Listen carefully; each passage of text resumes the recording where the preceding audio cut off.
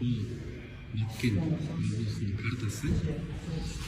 Мен кыскача түшүндүрүп берейин. Бул Баткен шаары. Биз азыр ошол жерге келдик. Кече уруш болгон жерде Достук, Кызыл Бел ушул жактардан баштап анан мондай келип туруп мына жерде 4 көчө бар. Ошол 4 көчөдөн башталат да мындайчы. Бул жагында бар Тажикстандан жери ушул жер. Баткен ортосунда жайгашып койгон да, мына жерде калкан. Булардын максаты могул жерди мондайдан алып туруп, экөөнү кошуп туруп, лейлик тарапты анклап кылуу, алардын максаты ошондой да. Мекенден алыста ооруга кабылып, кайсыл жакка барууну билбей жатасызбы? Анда бизге кайрылыңыз. Москва шаарындагы мекендештер үчүн бардык шарттары бар. Жаңы технологиялар менен жабдылган Medical Amir аттуу клиника өз ишин баштады. Бизде уролог, хирург, травматолог, гинеколог, невропатолог, лор, терапевт, педиатр, стоматолог, дерматолог, косметолог жана УЗИ өз кызматтарын көрсөтөт. Ошондой эле бизде балдар үчүн атайын стоматолог, уролог иш алып барат. Сүннөткө тургузуу кызматы дагы бар. Жаңы технологиялар менен операциялар жасалат. Геморрой, паховая грыжа, атерома жана папиллома лазер жолу менен алынат. Тартынбай келе бериңиздер. Биздин дарек Метро Марино, улица Новочеркасский, бульвар, дом 51.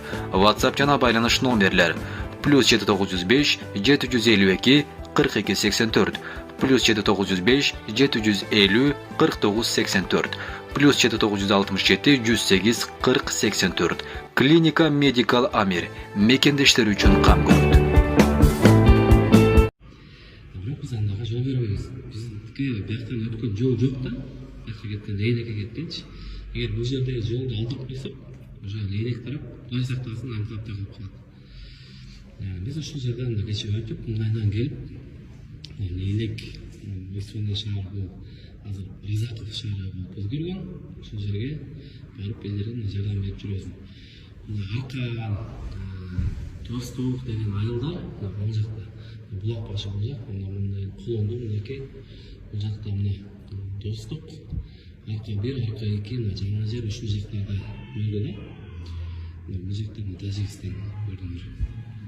Анан көпчүлүк айтып атат да, барып туруп эле сетка тозуп туруп эле ошо менен жакпайбы, бүтүрбөйбү, чек араны чечпейби депчи.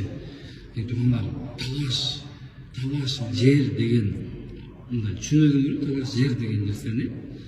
Талаш болгондон кийин биз барып туруп чек араны зым менен тозуп алгандай, тозуп алсак, мисалы, алар жаңжалды баштайт кайра, алар кайра келип биздин жерди тозуп алган тегиби депчи, мисалы да.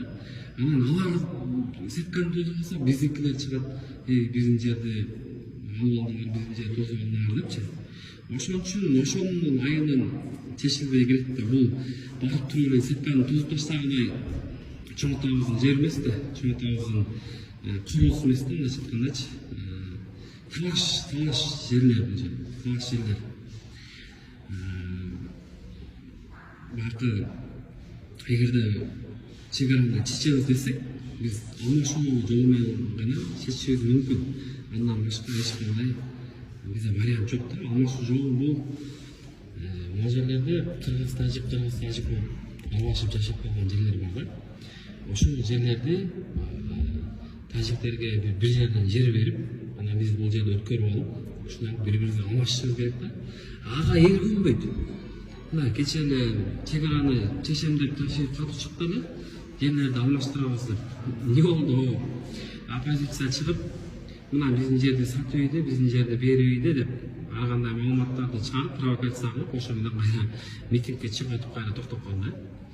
Бул чек араны алмашып чечпесе, вообще чечилбейт, чын айтайын.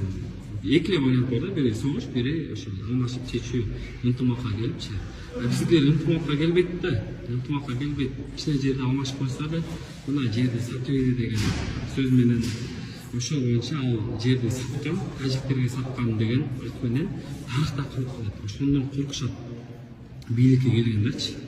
Эгерде Жапаров айткандай мындан 15-20 жыл мурда бул жерлерде көп тажиктер келек болчу да. Вот ошондо чечип койсо болот болчу. Бирок ошол кездеги Утбаев чечкен эмес да ушул нерсеничи. Эгер ошондо тынч турганда анан тажиктер көп кыргыздын жерине келип жашай электе чечип койгондо азыркыдай маселе жагабайт болчу. Азыр чечиш өтө кыйын. Же согушуп бири бирибизди кырып жок кылып анан кийин чечиш керек.